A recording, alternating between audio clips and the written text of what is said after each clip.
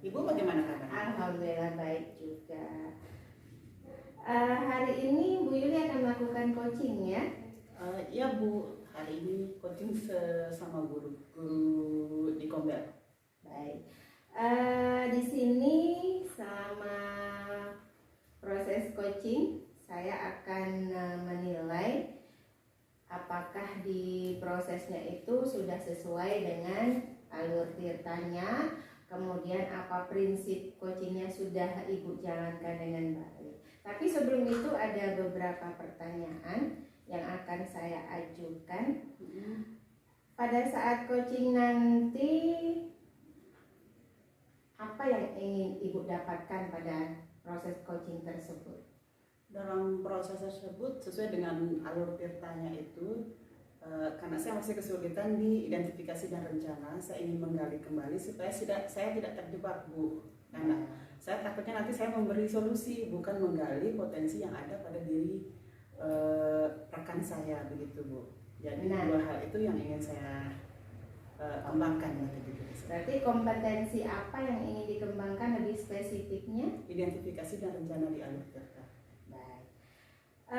Setelah itu nanti akan ada diskusi kita lagi Bu Yuli ya. Jadi silahkan dilakukan proses coachingnya. Saya akan memantau bagaimana berjalannya proses tersebut. Terima kasih. Assalamualaikum warahmatullahi wabarakatuh. Waalaikumsalam Bu Sri. Gimana kabarnya hari ini? Alhamdulillah baik. Ada yang bisa saya bantu? Ya, tapi saya ini agak bingung Bu Yuli. Pas saya ngajar di kelas itu Sebentar. apa boleh saya cerita? Boleh sebentar. Sekarang sebenarnya Bu Sri ini mau ada yang krusial sekali nih. Bu Sri ada masalah? Iya, itu makanya Gimana? Saya. Ini Bu Yuli, boleh saya cerita? Boleh dong. Pada waktunya Bu Yuli mendengarkan saya. Aku masih sendal, ayo aja dah. Ini setiap saya ngajar, kemudian ada satu siswa yang tidur aja. Di pas saya mengajar, saya satu tugasnya membangunkan siswa tersebut. Itu kan jadinya tidak enak, tidak konsentrasi saya itu mengajar karena tempat duduknya anak tersebut juga di depan dan di jam pertama sudah tidur. Saya kan jadi bingung. Udah saya lakukan pendekatan, tapi juga enggak juga didengarkan. Sudah juga saya tegur, enggak juga berkali-kali dan seterusnya. Gimana nih Bu Yuli? Bu Sri pernah coba cara lainnya? Pernah coba untuk kita bincang-bincang, tapi itu di luar jam pelajaran Bersama anak? Bersama anak tersebut berdua berada di ruang yang berbeda. Saya pinjam ruang BK untuk mau bertanya sama anak tersebut kira-kira apa yang menyebabkan dia tertidur. Hasilnya gimana? Hasilnya dia jujur untuk bercerita. Ternyata anak tersebut katanya malamnya itu tidak tidur karena membantu orang tuanya untuk mencari nafkah. Kebetulan dia jadi tukang parkir. Si anak pernah dibawa ke BK ya?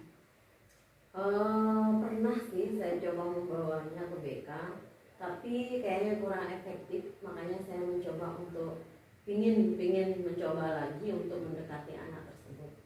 Dari Ibu sendiri ada rencana yang lebih spesifik untuk membangkitkan minat belajar anak? Iya. Saya akan mencoba kayak ini karena belum ya. Saya akan mencoba kayak rencana apa saja? Yang pertama perencanaan mungkin pendekatan dulu ya. Saya mendekati anak tersebut.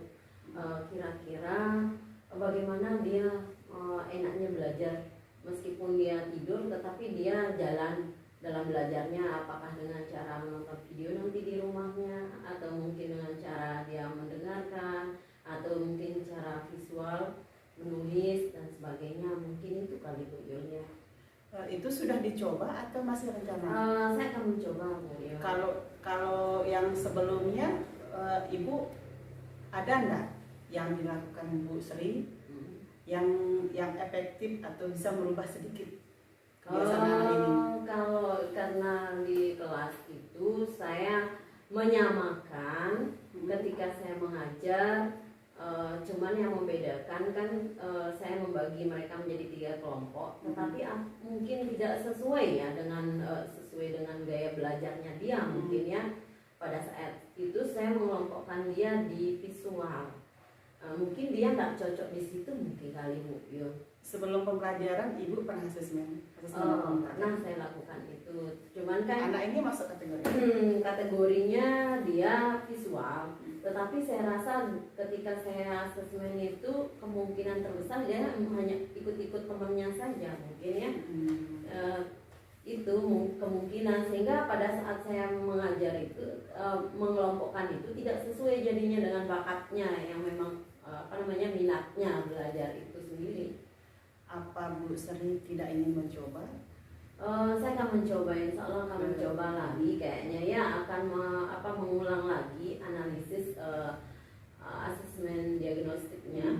Barulah saya mungkin akan menerapkannya nanti pada saat saya pembagian kelompok.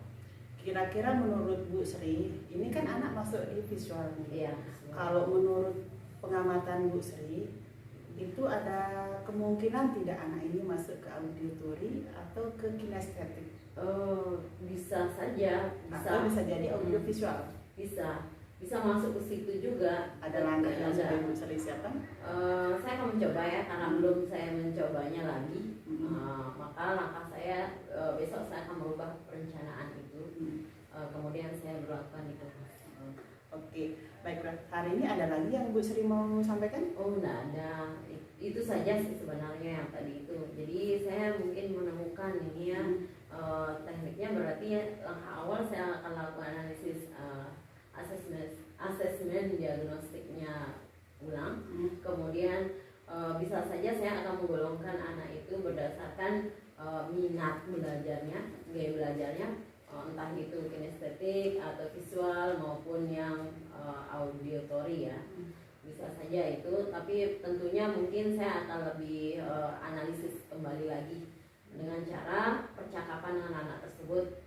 Kira-kira dia lebih dominan materi itu di mana nanti, apakah visual, audio atau yang kinestetiknya.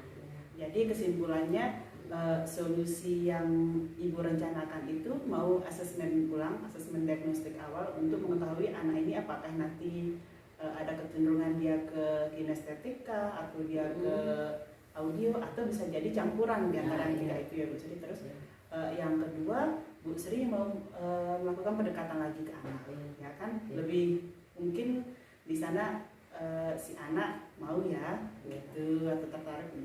Baiklah Bu Sri, untuk coaching hari ini kita cukupkan sampai di sini. Mungkin bisa kita refleksi di pertemuan berikutnya ya Bu Sri ya. Oke, terima kasih. Assalamualaikum warahmatullahi wabarakatuh. Waalaikumsalam warahmatullahi wabarakatuh.